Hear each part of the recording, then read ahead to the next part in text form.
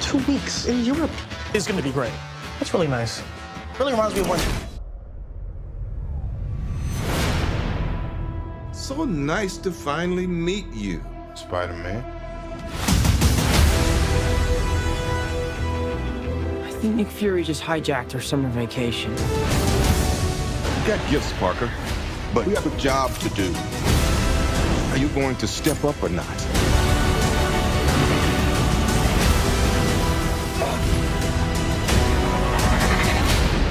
You don't want any part of this.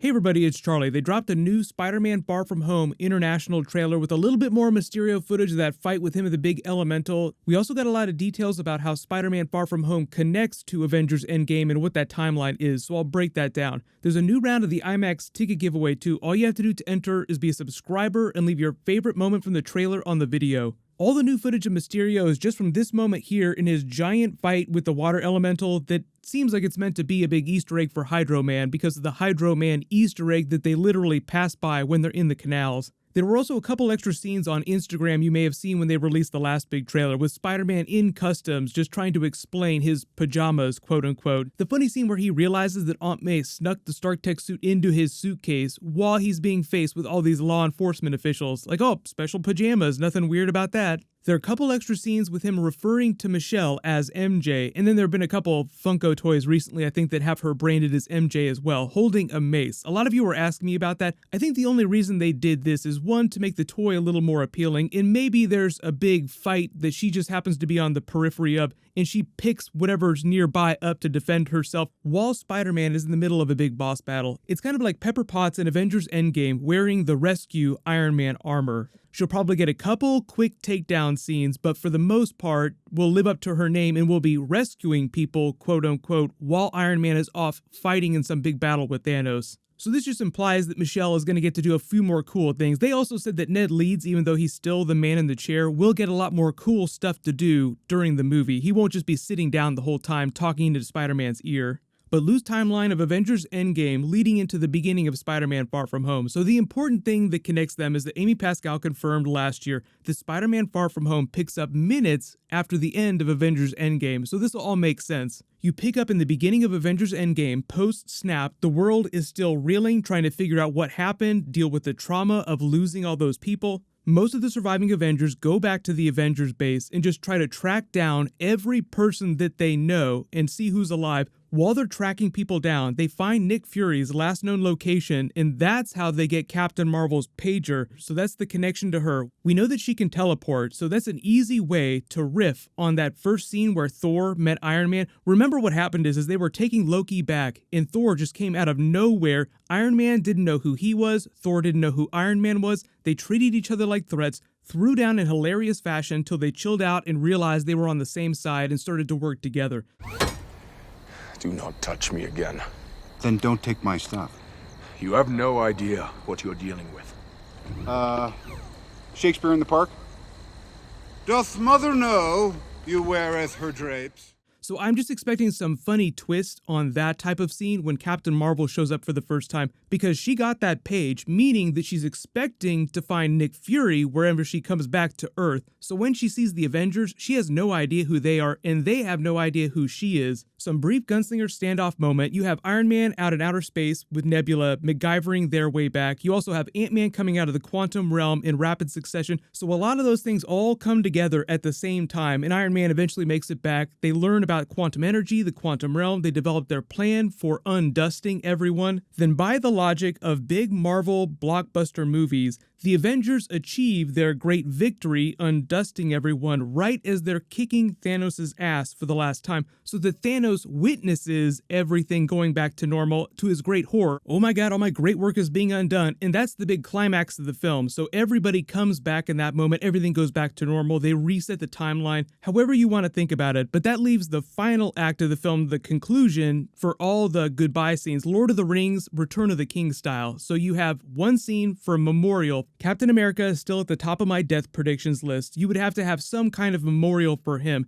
Then you have another moment that sort of pays off the wedding of Iron Man and Pepper Potts, sort of a happy moment. Then sort of the final goodbyes where everybody mentions what they're doing next, and the people that are permanently retiring, like Hawkeye is probably going to try and retire again. Iron Man semi-retires by saying that he's going on the world's longest honeymoon with Pepper Potts and just shows up in whatever future movie they want to bring him back for. And then as a way to explain how Spider-Man Far From Home picks up minutes after Avengers Endgame, it just picks up as Spider-Man is heading home to go back to Aunt May after they say their goodbyes. So that also explains how he can go through that great ordeal in Infinity War, fighting Thanos in outer space, remembering dying, then coming back to life. So that is the perfect explanation for why he wants to take a quote-unquote break from being a superhero and just go on this summer vacation like a totally normal teenager with his friends. Then of course you have your Mysterio, your Nick Fury plot where it's like, I thought I was gonna get a vacation, but they're pulling me back in. There is a new theory that I've seen about this opening scene of the trailer where they're giving away the money to charity to help the homeless people and rebuild part of New York City.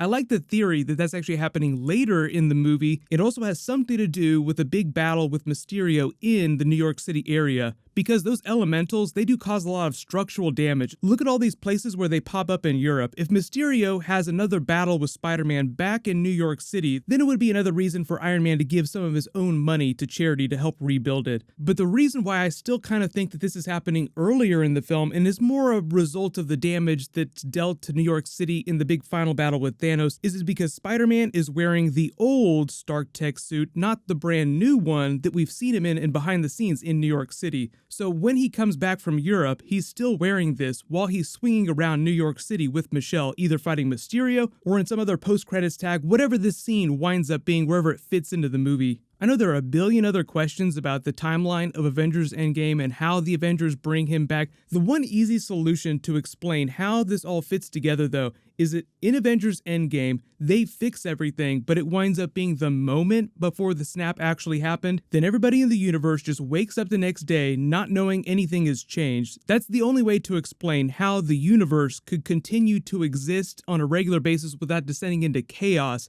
if you bring everyone back from the dust. Because think about it this way, look at the scene with Captain America in the trailer at that veteran survivors group, just talking about all the people they lost in wars, all their comrades. Imagine the entire world is going through their own version of this, just trying to deal with the grief and the pain of losing all their loved ones. You have to imagine that financial markets probably crumbled, the world is just in total chaos, so not only psychologically are they very damaged, there's a lot of actually really big problems that need to be solved. So if everybody just came back from the dust all of a sudden and you didn't reset the timeline, the world would still be in chaos, financial markets would still crumble, it would be utter devastation. The only way to fix everything and make it go back to normal would be to literally make it go back to what it was before the snap. So there's still a number of ways that could happen between the Infinity Gauntlet and the quantum realm and alternate realities. So everybody post your Avengers Endgame theories in the comments below. There's a whole bunch of trailers that are supposed to drop in the next week, new footage for X-Men Dark Phoenix, Game of Thrones Season 8, and a new Shazam trailer, so just look out for that. Whatever ends up dropping, I will totally make videos for it, no worries. But click here for my early, non-spoilery Captain Marvel review, and click here for all my other Avengers Endgame videos. Thank you so much for watching, everybody stay awesome, I'll see you guys tonight.